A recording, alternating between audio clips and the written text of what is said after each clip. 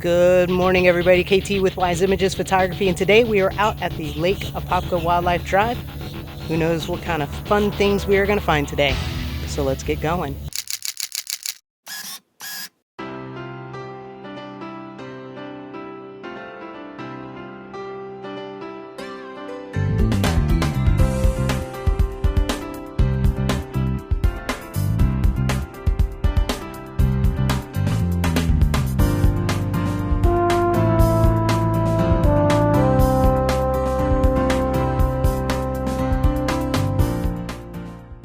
All right, so what were some of these fun things that I found? I found that there were tons of birds out there.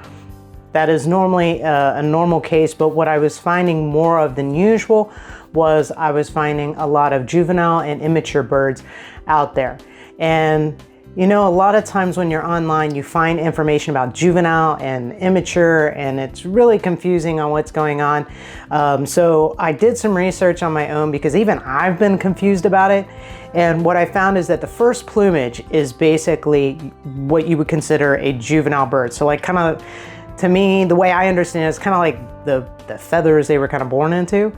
And then as they get older, then you know, their plumage can change, and then that would kind of make them immature. So basically, any bird that is not an adult is going to be considered a immature bird. So to be on the safe side, you can just call them all immature, and and then you would be on the right track, and there's no worries there, right? But there is a little saying. I'm actually going to read it verbatim that I found online, so that you guys can see it, and then maybe the sentence might make sense to you. But it was one of those sentences that I had to be like, let me read this and reread it again to make sure I got it. A juvenile is an immature bird, but an immature bird is not necessarily a juvenile. So that is the sentence that I did come across often in my research. So without further ado, let's go ahead and look at some of these birds that I found, and I'm going to tell you kind of what I liked about the picture that I took, or maybe what I didn't like, the time frame, and then we'll just be able to identify some birds today. First up are the night herons that I got to see. When I first rolled into the gates, there was this night heron off to the right, absolutely just totally cool. And I was like going, whoa, I've never seen this bird before. And then I got out, and when I got home and I started doing some research, I figured out that this was an immature night heron. And you can see that he's got a beautiful red eye, which I just found fascinating with his red eye. And I like the fact that there is some bokeh in this particular image, and there's not too many distracting elements with it. Now this particular image I did shoot, it was probably around 7:30, so this shot is before 8 o'clock, so you are not going to see any of those crazy harsh shadows. Also, when I got to LOD, or Lake Apopka Wildlife Drive, it was very, one, overcast, but two, it also had like a haze all over everything. But this bird was up pretty high in the air, so you kind of don't catch the haze off of this particular immature night heron. Now here's an adult night heron, very different with the plumage. I didn't like the shot. He was a little far, he was a little out of my range, he's smack dab in the middle, not anything overly interesting there. But then you also have that blade of grass, and so it's going across his face. And I kept on running into that issue every time I saw a night heron. It was like there was always this blade of grass that was going across their face. So you really want to be able to see the eye, and I think that's what was so good about that other picture, is you could clearly see that eye, and it almost seemed like we were almost eye level with that last picture. Now, what I like about this particular picture is the bird is like focused, and I really liked seeing how focused this bird was. So you had a very nice clear look and vision of the bird because you could just really clearly see him. Now, he is in the center, but my thought process is if I were to take this to print, a lot of times what will happen is the print ratios are different than what's actually taken, so you're going to lose some of the sides anyway. So I figured I could do a little bit of cropping and shifting if I go ahead and take this particular image to print. And what I would do is I would crop some of the sides off on the left side, so that way you have some space on the right for the bird to continue to look through the image. Next up, we have a common Gallonul. Now this one I can definitely tell you without a shadow of a doubt that I know that this is a juvenile, because this is like this baby's little first plumage here. Very little fuzzy and squaggly wag or whatnot. I wish that it was a little bit closer. I really did have to crop in a lot to be able to get this particular picture. And the other thing with this particular picture, when I went into the editing room right around this common Gallonul, I kind of put like a spotlight effect on it, and I can notice the spotlight effect. I don't know if you guys are noticing it, but I definitely didn't like the fact that I had like the spotlight effect on the bird. It just doesn't seem to be, kind of threw me off a little bit. It wasn't like the end of the world, but I wouldn't say that this is like an award-winning shot or anything. Next up, I would consider this an immature, right? Because the fuzzy plumage is kind of gone. So this is the immature common Gallonul. I like it because you have like the rule of thirds there. The bird's looking off to the left. Who knows? You got that negative space. He or she is checking it out. I don't know how to tell you the difference between a girl or a boy yet. And then I also kind of like this little hazy look it has on the chest. It kind of gives it like this artistic feel. Now this particular picture, it was just a documentary look. It was basically like, oh look, these birds are out of range, but look, there's like the juveniles with the immatures with the adults, and I just wanted to take a shot of it. So there you go.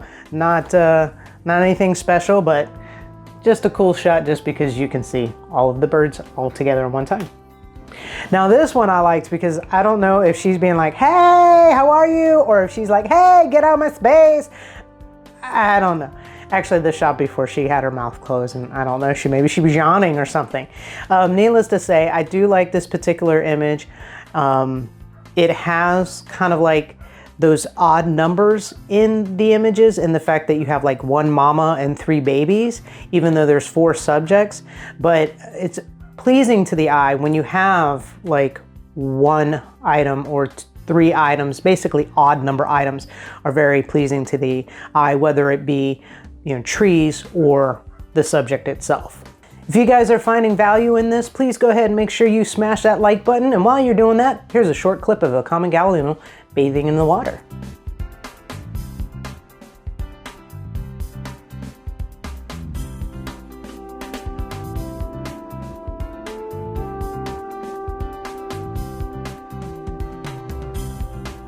So what we have up next is a green heron.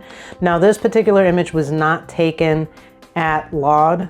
It was actually taken at Sanibel Island when I was there, but I didn't see any baby green herons, no juvenile or immature green herons when I was over at Laud, so I figured I'd pull from another one.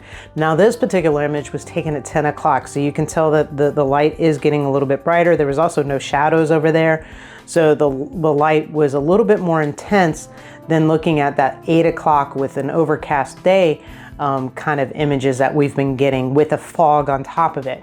So here it's going to be very crisp. If you look at the legs, you'll notice that there are some highlights there, because I was having a lot of trouble because that sun was coming right over my shoulder and kind of shooting it, you know, right, it was peering right through the dock that I was on, that I was trying to get the shot of this particular bird. And so you can see that the shadows are very drastic in this particular image. But I like this image though, because you can really see his eye, even though he's not looking at you. It's kind of like breaking the rules a little bit and giving you something interesting, as opposed to like the normal shot, if that makes any sense. So here's another picture of a green heron. I like this one because this green heron was in there and he was like bam, bam, bam, and he was going after his food, and then he caught an amphibian, which was really absolutely fantastic. And because I don't think I've ever gotten anything with an amphibian before. It's normally fish is what I normally catch most of the birds with. But needless to say, you have the ability to do a little bit of the rule of thirds here. It's not completely, I think, in my opinion, on the rule of thirds, just a hair off, but if it goes to print, you just adjust a little bit. You also have the timing of 8 a.m. in the morning, so there are not harsh shadows in it. And the reason why it doesn't look crystal clear and it looks a little bit hazy is because, like I mentioned, we kind of had that haze that was going across all of the waterway when we first entered into the park. All right, so now we have a immature tri-colored heron. This particular bird, the sun is coming up and kind of almost backlighting the bird a little bit. So when I was actually in post-production, I had to kind of trace around the bird and go ahead and brighten him up a little bit so that way you could see it. I like this image because even though there's a lot going on with like all the lily pads and the greenery around the bird, it's not so much that is distracting from the bird. You can really see the nice contrast between, you know, like this brown grayish colored bird to all the green. So I do definitely like that. Now the reason why this picture looks more clear than when we shot the green heron is because at this time we're looking at 9:30 and the haze is now starting to burn off and that sun is starting to come through and the clouds are starting to dissipate a little bit. Now this picture was taken a little bit earlier. This is an immature tri-colored heron and it looks a little bit different. So I almost wonder if the last picture of the tri-colored heron might have been a juvenile. So if somebody can tell me that, yeah, that was the plumage that comes before this one, that would be fantastic, because I kind of looked it up and kind of was getting mixed pictures when I was trying to do my research there. So if somebody wants to verify for me on that last picture, if it was a juvenile versus an immature, that'd be fantastic. But I went with the safe term of immature. But I would love to know for sure if I was right or wrong. So jumping over to this image, we have the immature right here, tri-colored heron. You can see that he's got kind of that spotty white down the front of his neck. I do like this image in the fact that it's like you kind of have the reflections going on. What I don't like in the image is all those sticks, but I'm thinking, hey, when I go to print, I'm gonna chop some of those out. Next up, I have two different images that I want to go ahead and compare with you all. Here's the first image, and let's go ahead and take a peek at the second image. There's going to be a tip here between the first image and the second image, and that basically is move your feet. By moving my feet, I got two different shots. Let's go ahead and take a look at that first image again. What I like about this image is nice use of rule of thirds. I was able to get in nice and close to this particular bird, and he didn't seem to be bothered by me whatsoever. But I don't like the fact that I chopped off his feet. Some people are okay with that. Some people are not okay with it. I kind of wish I had gotten his feet. That's just my preference.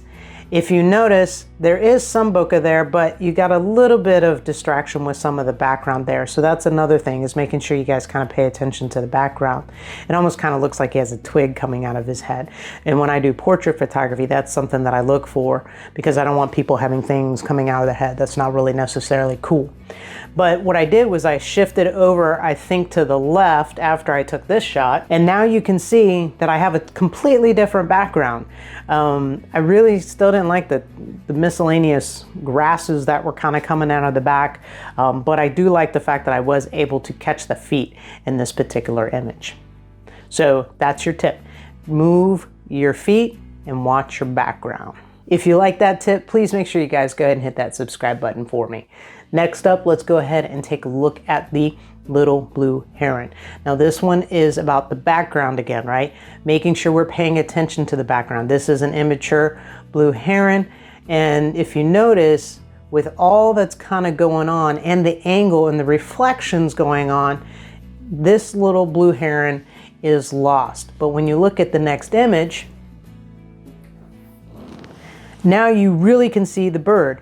And it was just like a little shift of the feet, and now you have a nice contrast between the background and being able to see the bird.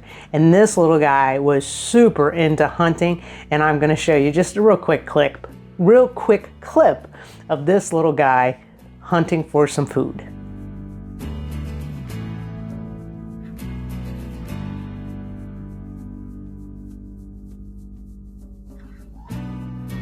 Please go ahead and share this video with others if you found it useful, so that way we can help others learn about photography, nature, and also go on some fun-filled adventures. Please make sure that you guys go ahead and write some comments below. Let me know if anything that I've shared with you has helped you in your photography skills, or maybe you learned something cool about nature. So drop that in the comment section for me. And until next time, see you later, alligator.